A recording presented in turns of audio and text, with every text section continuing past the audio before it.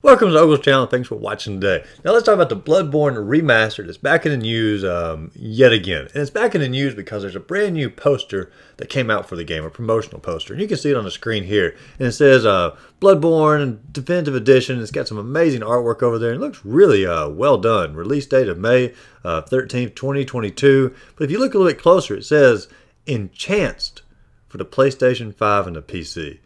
Now, I don't know about you, but enhanced is, how do you say it? Not a word.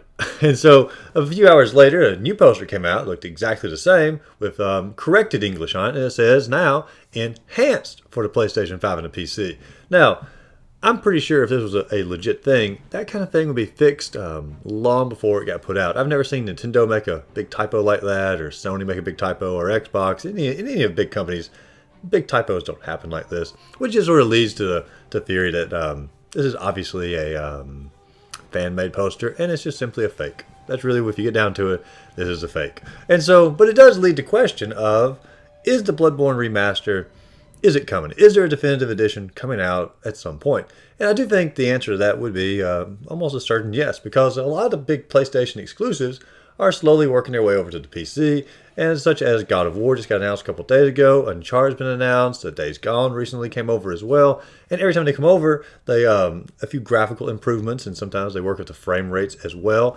And so Bloodborne, as if you notice, it's on the PlayStation 4. You can get on the PlayStation Store. You can obviously have the disc version. It's also on the PlayStation Collection, but it's always capped at 30 frames per second. And Sony has had many opportunity to put a patch on that to make it 60 frames per second because, Dark Souls 3 has 60 frames per second. A lot of the other big names, when they came over to the PlayStation 5, became 60 frames per second. And so it's almost a wonder of why are they leaving Bloodborne at 30 frames per second unless they intend to, release a new edition later that will have the feature of 60 frames per second, which would account for a remaster or definitive edition, and they're obviously going to couple that with the PC and the PlayStation 5 version.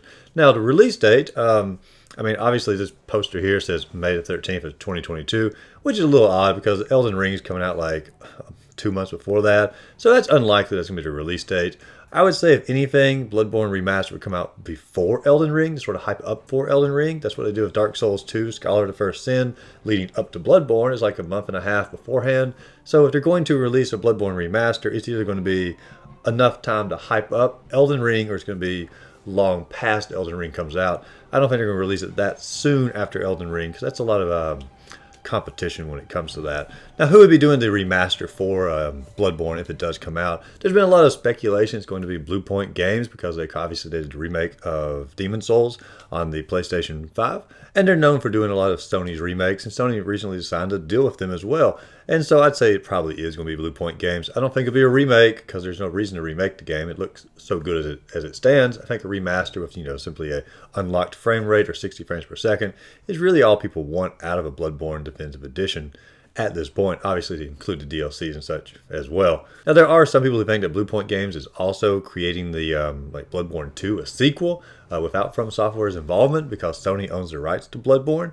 But I don't think that's really going to happen, because I think Bloodborne followers are From Software followers. I can't imagine them supporting the game or really getting behind the game that didn't involve From Software. I just really don't think Sony would make that kind of mistake when it comes to that. Truth be told, I don't really think a Bloodborne 2 is probably ever going to get released. I think it'll probably just simply be a spiritual successor, and honestly I think From Software will probably work with that. From Software doesn't like to do a lot of sequels, even though they obviously did the Dark Souls trilogy. They've come out and said they don't really like to do sequels, so I don't think there's going to be a Bloodborne 2, but I do think there will be a spiritual successor, and I know there's a lot of rumors flying around about that, but I tend to think that's probably the direction Bloodborne 2 will be.